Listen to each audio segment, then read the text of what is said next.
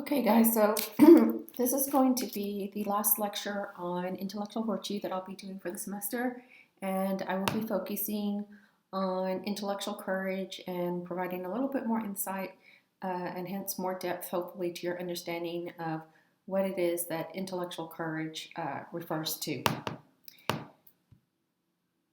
So with that said, let's go ahead and get to our slide.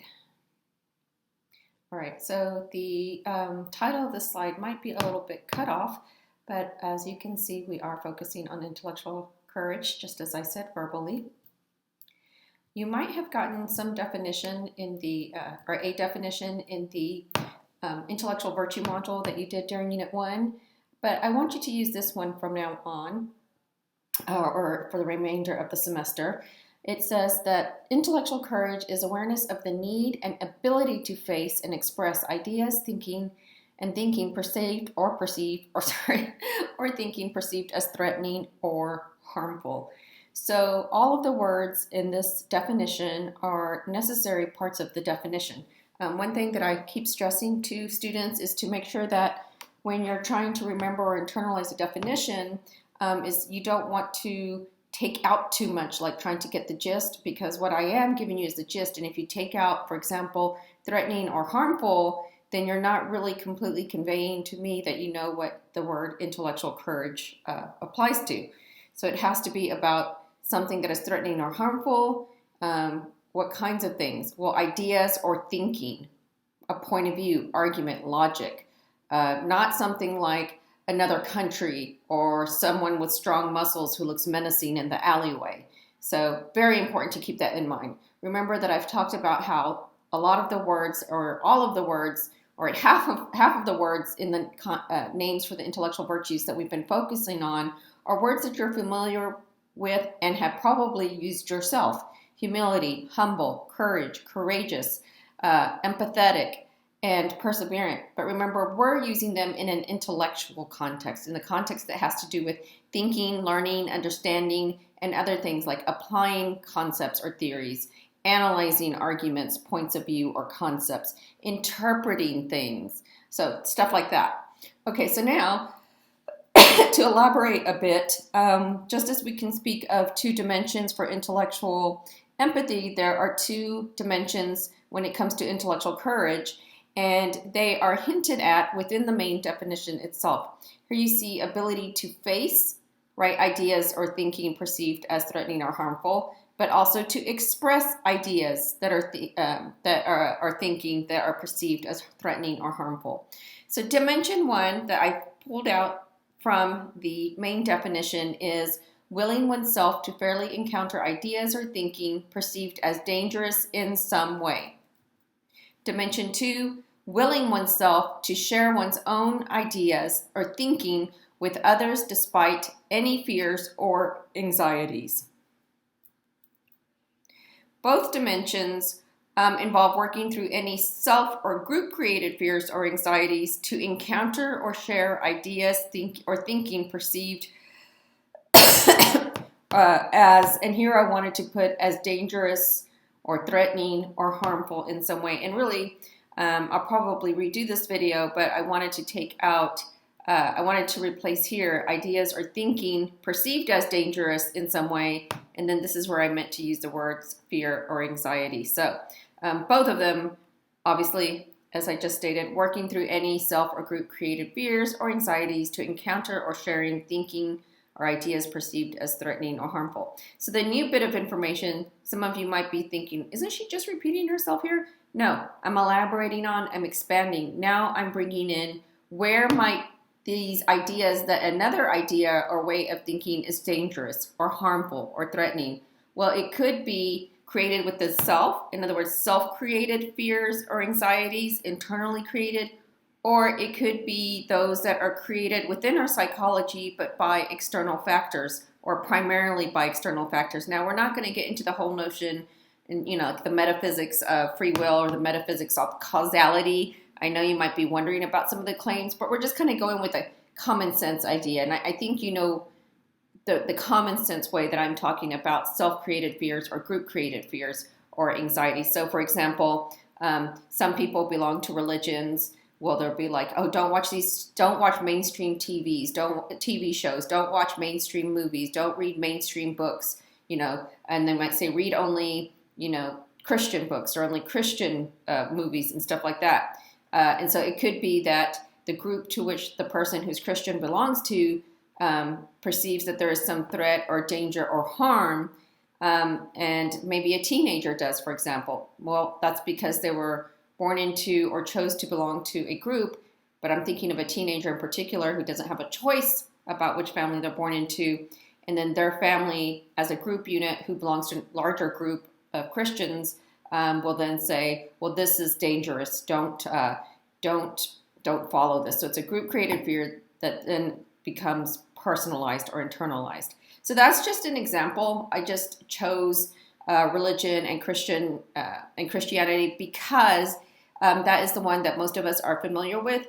I could have easily have used examples from Islam and Muslims and how they talk about the other and the danger of the other. There's many examples I could have used. I just used that one. So I don't want anybody to think that I'm picking on religion or Christianity. I just wanted to pick an example of how I might be using self or group created fears or anxieties. Okay, and in particular, I was focused on group created fears. Okay, so the significance of having intellectual courage is that we cannot fairly judge something or someone's morality. And here this was originally created for my ethics class. Here I should have that we cannot fairly judge something or someone's, and here we could put epistemology, metaphysics, or ethics if we allow our fears, anxieties, or insecurities to get in the way of giving the others a serious hearing.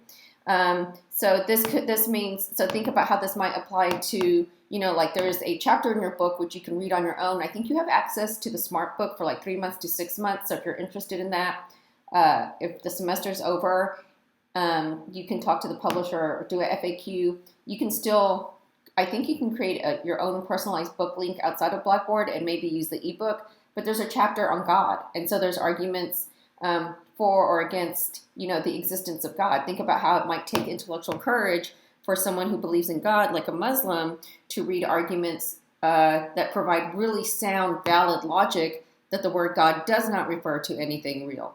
Of course, the Muslim's ability to critique that argument can only be done if that Muslim overcomes group or self-created inner fears or anxieties to entertain that argument. Otherwise, nothing is being critiqued except an abstract idea of what the argument might be about, but not the particulars of the argument, and that's not fair. So this is very important, but this could also, so imagine we did have that chapter in the book. Do you feel like you would really need to be mindful of intellectual courage? Do you feel like you'd have a lot of, self or group created fears or anxiety to work through in, understanding or making sense of why somebody doesn't think that the word God refers to something real? And of course, we could choose other topics. I'm just choosing the topic of God and his existence because it's such a big one and many people can understand it as an example. Okay, so this one really speaks to dimension 1. So when I say fairly encounter ideas, what I mean is ideas or thinking that you might encounter like in your reading, in the SMART book, in the lessons. What about your peers? When you were reading your peers, you might have read through some of your peers' arguments, right? In the Unit 3, Task 3 assignment where you did your comparative analysis and realized, hey man, you read one peer's response and you're like, wow, they're questioning my viewpoint, they're rocking the boat. And so that might create a kind of or you might have some kind of inner fear or anxiety about being critiqued or feeling, attacked in some way by somebody else's view. So you would definitely need to have intellectual courage, dimension 1, to fairly encounter the ideas or thinking of your peer instead of saying, oh no, I don't want to read that, I don't want to listen to that, or whatnot. So this is also this is something you can use when it comes to reading social media, peer arguments and comparative analysis, or even listening to news programs or talk shows or whatnot. Okay, so let's get to some more significance. We cannot stand up for ourselves if we allow group-created or self-created inner fear or anxiety to control us. So this speaks to dimension 2, willing oneself to share one's own ideas or thinking with others despite any fears or anxieties. So I love to have this conversation with students, and I have so much stuff. I share quotes and messages from Muslims, from Christians, from liberals, from Republicans, to talk about how our groups that we belong to and the labels that we hence place upon ourselves, if we place any labels at all, or depending on the labels we place that are on ourselves, can create group created fear and inner fear. It's an inner fear or anxiety because it's your psychology, but it has primarily an external, original, or ultimate cause. Isn't this interesting? It's interesting to think about how your intellectual virtue capacity can be discussed in terms of metaphysics, right? And free will. Like, okay, I'm not even going to get into that, but there's lots of stuff, that's interesting to think about. Okay, so then when it comes to intellectual courage and it comes to this other dimension, in class, I often ask students, why do you think it is that some students have a hard time reflecting intellectual courage? And, like, why might a student not want to participate in class discussion? Okay, so like, let's assume that the student's prepared, right? They've done the reading, they've done the homework, they even make good grades, or let's say B grades. And let's say the teacher, says, okay, we're going to discuss what we read last night. What do you guys think? Do you think that the government has the right to, force, one religion on everyone? Or, what are your viewpoints about this? Should we allow schools to have prayer in class if that's what the school administrators want to have? So then why might a student not want to participate in a class discussion on campus? So maybe you can think of some reasons right now. You can even pause the video and think of some reasons.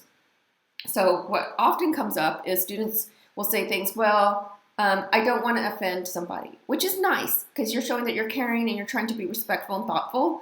But to the extent that you don't share your views with somebody else because you're worried or have anxiety about offending somebody, you're not enabling them to develop the other dimension of intellectual courage.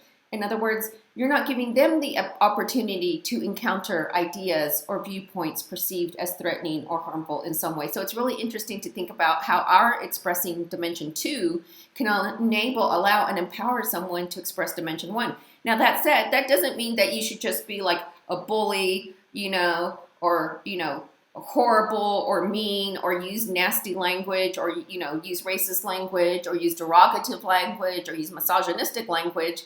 You share your views, but you do it in a way that respects the dignity and the personhood of human life, of personhood, right? You can express your views and should overcome insecurities and anxieties about offending the other person. Just do it in a respectful, mindful tone and manner with the language, right? So there's other reasons. So, for example, sometimes students feel insecure. They're worried, like, are people going to think I'm dumb for my opinion? Are people going to think I'm stupid or backwards or ignorant? Maybe people will make fun of me. That's a big one. No one wants to be laughed at in public unless you're class clown, but then you're seeking it, right? You enjoy that. So that's another one. And then sometimes students talk about, that they're worried about being attacked or being judged for their view in some way. And so these are all reasons why somebody might not express dimension 2 of intellectual courage. Okay, so I'm going to cut this video off here, and then I'm going to wrap up this lecture by going over one more point of significance, and then I'm going to talk about the opposites of intellectual courage and remind you of incorrect and correct examples.